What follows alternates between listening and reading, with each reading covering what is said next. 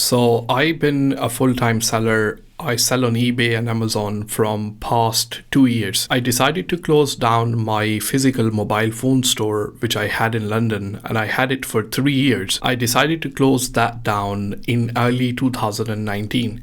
And ever since that, I just been a full-time seller. But in this video, I want to talk about why I decided to close down a phone shop, which some people will say it's a real business, it's a real job. Like all those people will say, get a real job, do a real business as well. And also, if somebody is looking to open a business, what do I think about that? A person who is a full-time online seller and previously own a physical phone shop as well, what do I have to say about this one? Anyway, now you know the drill. My name is Zain Shah. On this channel, we talk about how to make money online. Put the fire on a like button and a subscribe button. Let's get on with the video. So I opened a mobile phone shop. I run it for 3 years as well. The business wasn't so good. In the terms of I was getting enough sales, which wasn't so bad, and there was a good footfall as well. I had a shop in North London.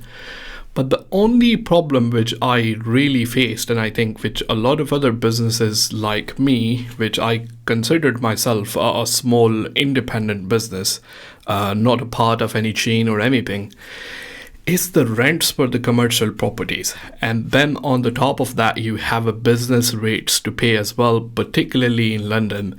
And then on the top of that, you have all those taxes and the cost of your staff and your utility cost and everything as well. I give you just one example. You might not know. The shop was the size of this in North London, in Zone 2, in the area of, let's say, Angel, Hackney or Dalston. That cost around 50 to 60,000 pound per annum. 50 to 60,000 pound per annum. On the top of that, you have a business rates to take care of that. And if you have a shop this big, obviously you are running a somewhat medium level of business. You need to hire other people as well. And obviously you're going to have the cost for the staff and your utilities and all other cost as well. I'm not a real estate expert or property expert, but the biggest problem that we are facing anywhere in UK, that's not really in London as well, the way the banks will actually value a commercial property will be based on their annual rent, how much rent they are able to generate. And based on that, they will be able to issue the loan to a landlord or to loan to the leaseholder as well. So that's why often you see the commercial properties are just empty for very longer period of time, and the landlords are not able to put down the rent as well, because they know as soon they will put the rent down, what is going to happen that the bank is going to devalue the property, and then you will have to adjust your finance accordingly as well. Does that make sense? And that's like my theory, and that's what always been happening. I've been talking to many people as well. But if you are really stuck in that kind of ecosystem, it is very difficult to really run the business nowadays as well. And there isn't much business. That's the problem. Because of the consumer behavior, there isn't much business. And those landlords, they are stuck with the banks and they are not able to put down the rent, even though the market is telling them, look, if you have this rent, nobody is going to rent your property. That's why you will see the shops around you, they are empty for very longer period of time. I mean, I said 50 to 60,000 for shop, and even the pop-up shops, like pop-up mobile phone shops that you often see in London, are small stalls. They are paying £400 per week, and that is about £1,600 per month. That's what the rent they are paying for a small pop-up shop as well, which is absolutely ridiculous. You do make money. I'm not saying you don't, but it's a big commitment. Once you have a shop, I was working 7 days a week. So we used to open the shop 9 o'clock in the morning and close the shop 7, sometime 8 o'clock at night. That was the routine from Monday to Saturday. But on Sunday, I used to open at 11 o'clock and close the shop at 6 o'clock as well. That's the routine for 7 working days, like literally no time to do any other things. If you have a doctor's appointment or anything like that, I have to manage and fit in all the time inside my schedule. So it is way too hectic. You give a lot of time inside the shop and the reward is good, but once you have to pay all the expenses, it's not really good. It's like I wasn't really making a lot of money. Well, I will say, okay, I will be able to save some money and I will be able to pay my expenses as well. So I decided to find other source of income to really fill up that financial gap. That's how I started selling online.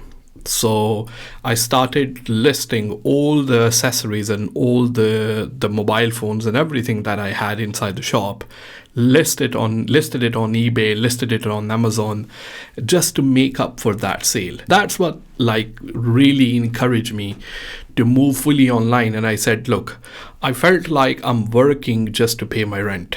I felt like, yes, I am here. I have a shop, which is good. I feel like I'm doing something real, but in the same time, I'm not really making a lot of money from this business.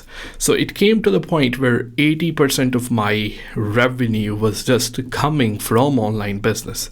That's was it. And I said, okay, now consistently for 1 year, I actually waited for a whole 1 year, because once you have a business online or offline, or you have a shop or anything, your income really fluctuates. It goes up and down as well. So I waited 1 year before I decided to just go fully online, just full-time online as well, with no shape or form or anything like that.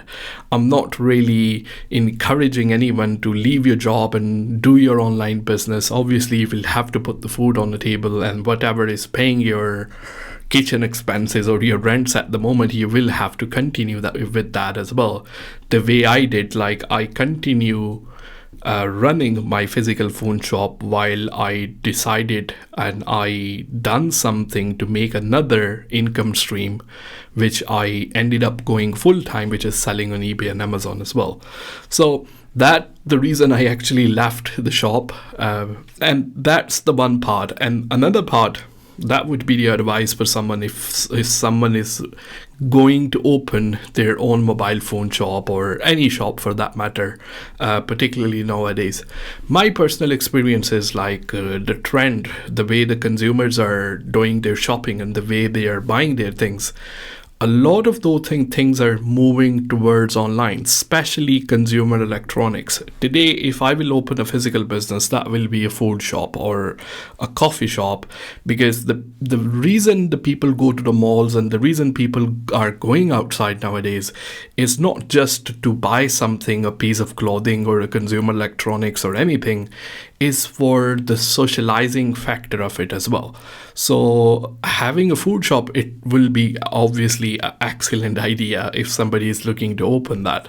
And I hope that's help as well. If you want to know more about how to sell online, I have a full playlist dedicated to eBay and the full playlist dedicated to Amazon.